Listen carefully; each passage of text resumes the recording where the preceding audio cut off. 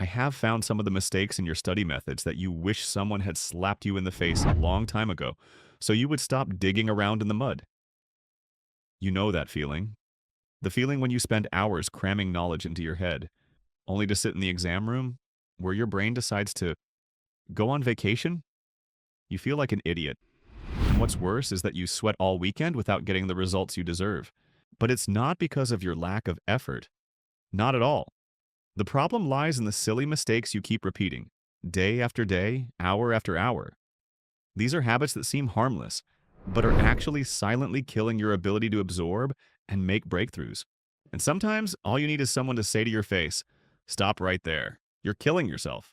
If you feel powerless and tired of studying, it's time to stop and review your study methods. This video will show you 8 mistakes that make people stupid in studying that many people are still blindly repeating. We will go into detail about each mistake, decode why they push you into a dead end, and how to get out. From there, you will no longer be a person fumbling in the dark, but become a better, more enlightened version of yourself. Let's explore the first mistake together. Part 1. Studying the wrong way. Because you don't understand how your brain works, one of the biggest mistakes in studying, and one that's so common that almost everyone has made it, is not studying the way your brain actually learns best. It's not because you're not smart, not hardworking, or not determined enough. It's because you're trying to learn the way someone else does, not the way that works for you. Think back to when you tried to copy the best student in your class.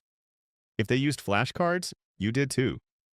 If they played lo-fi music while studying, you tried to copy them. If they studied all night before an exam, you tried to stay up too. But your results were still mediocre, and you repeated the same feeling of studying but not getting it into your head, remembering and then forgetting. You blame your poor memory, your limited ability.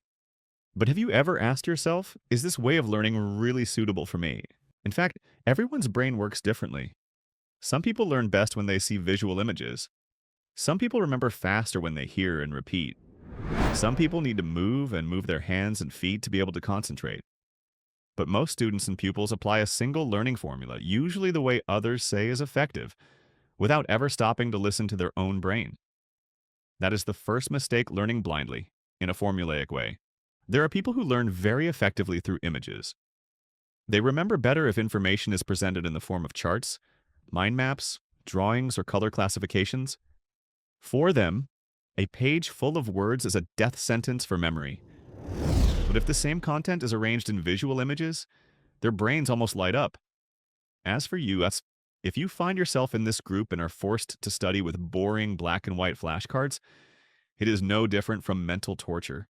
Some other people are auditory learners.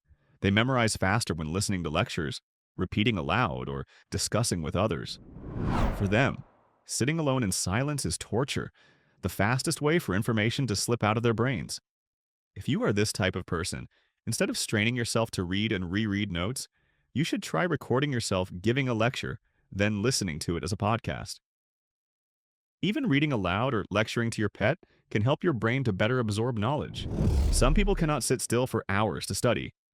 They are kinesthetic learners, meaning that when their bodies are moving, their brains begin to memorize. They need to move around, need to manipulate their hands, need to feel active to keep their brains awake. For this group, sitting in a chair for 3 hours and reciting will be torture and even counterproductive. Meanwhile, if they learn as they go or act out concepts, for example, I'm pretending to be the teacher explaining the lesson, things sink in more easily. Finally, there is the group that learns best by reading and writing. These are people who tend to take notes, rewrite content, or summarize material. They feel they understand more deeply when they rewrite the material in their own words. However, they also fall into the trap of writing a lot but never reading it, or writing in a mechanical way. In that case, writing is just a psychological act, not a real memory tool. Of course, no one fits neatly into one learning style. Most of us are a combination of 2 or 3. It's important to take the time to discover what really makes your brain respond positively. You can do a little test for yourself. When do you feel like time flies when you study? When do you feel like you've exploded because you understand something that seems impossible?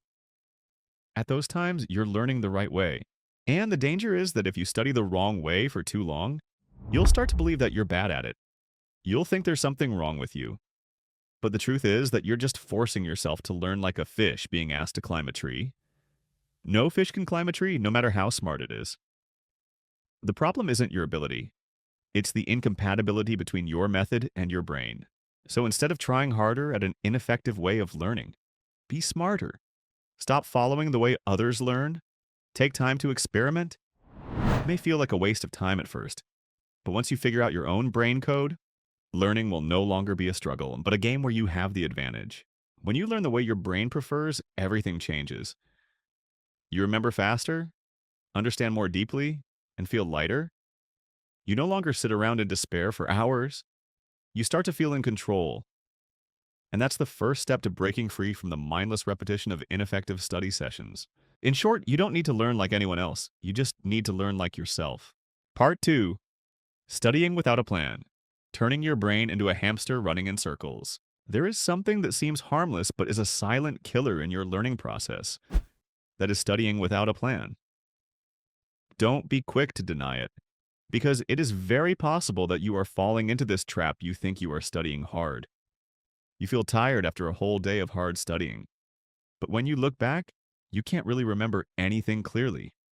Strangely, your score doesn't improve and your mind is always vague and messy. The truth is that you are turning your brain into a hamster, running around on a wheel but getting nowhere.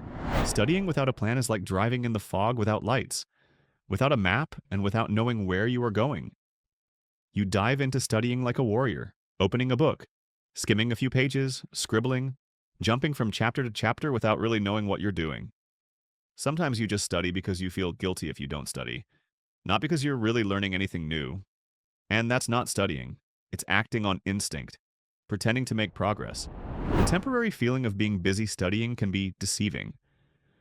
But the hard truth is that studying for hours isn't always effective. Studying smart is the goal. And to do that, you need something that many people overlook: a specific, clear, and focused study plan. Imagine you're an athlete training for a big competition. You wouldn't just go to the gym and do whatever you want, right? You'd have a workout plan, allocate time, focus on weaker muscle groups, track your progress, and adjust accordingly. So why don't you do the same when you study? A good study plan is more than just a to-do list. It's a strategy for your brain. Instead of vague notes like review for the math exam, write down specifically practice 10 applied integrals, review the limit theorem, or do problem number 3 in 45 minutes. The clearer your plan, the easier it is for your brain to focus, and the easier it is for your study to enter the deep learning zone. But perhaps most importantly, you must learn to face your weaknesses.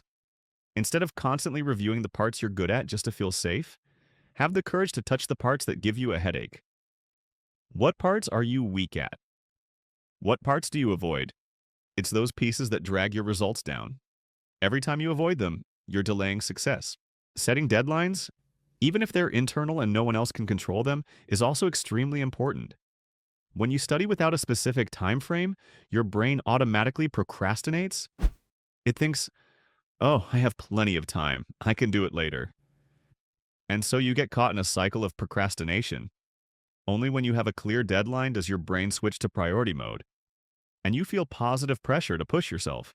A study plan also helps you avoid the trap of feeling doing a lot but achieving nothing. When you have a specific task list and check each one off as you complete it, you can see clear progress. This is not only motivation, but also proof that you are making real progress, not just imaginary progress. In short, studying without a plan is like going fishing without a hook. No matter how many hours you sit on the shore, you will never catch a fish. Studying hard without a direction is the reason why you are tired, exhausted, and still not making progress. Don't let your hard work go to waste because of a lack of organization. Instead, take 10 minutes before each study session to plan.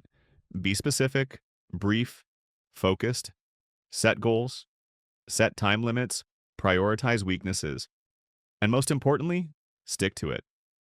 That way, you'll stop being a hamster running around in circles and become the driver of your own learning journey. Part 3. Don't turn your book into a meaningless rainbow. Let's be honest, have you ever sat down with a stack of books, highlighter in hand, and turned your textbook into a colorful work of art, hoping that the neon colors would somehow inject knowledge directly into your brain? Highlighting here, underlining there, Marking up long passages until you can't tell what's important and what's just a sideshow, and then you tell yourself, I'm taking this seriously. No, you're not studying anything, you're wasting ink, time, and brain power on something that doesn't add any real value. The truth is, if everything is highlighted, nothing really stands out.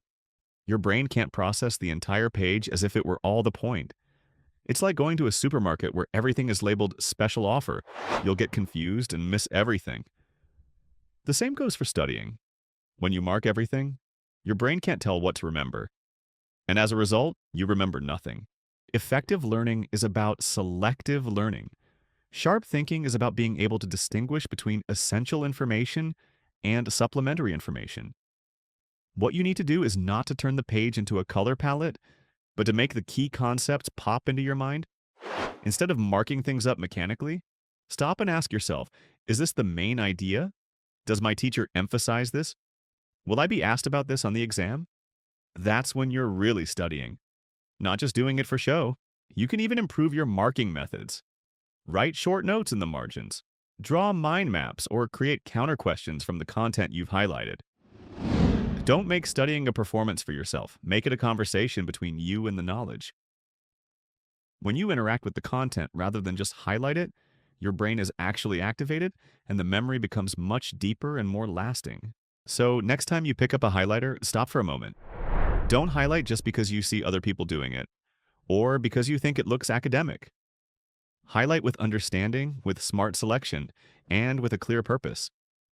Don't be the person who colored diligently but still got bad grades, because you didn't study. You were just decorating your books.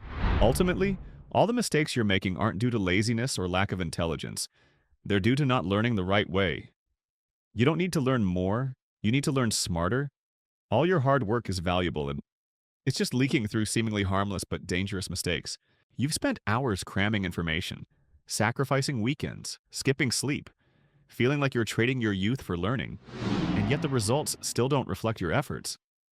It's not that you're bad, it's that you're using the wrong tools, the wrong strategies, and the wrong way to learn. You are like a warrior who walks into battle with a wooden stick while there is a whole arsenal of modern weapons behind you that you do not care to see. It is time for you to wake up. No one is going to slap you, but you can slap yourself by looking at the truth. Don't learn by rote, don't cram, don't color to reassure yourself, and don't skip breaks like you are a robot. All of these are just draining you and burying your true potential. Learning is not torture. It is a journey of self-discovery, skill building, and intellectual growth. And like any great journey, it requires a map, a strategy, and a sense of purpose. You can change. You can learn more effectively. You can turn your brain into your most powerful tool if you start learning smart today. So, share this article with a friend who is making the same stupid mistakes you did. Wake up together and learn like a real person who wants to improve. Don't let yourself continue to slide into the illusion. And the next time you're tempted to color through a book, study all night or study aimlessly. Remember, you're not stupid, but you're acting like one. And that, fortunately, I am is completely fixable.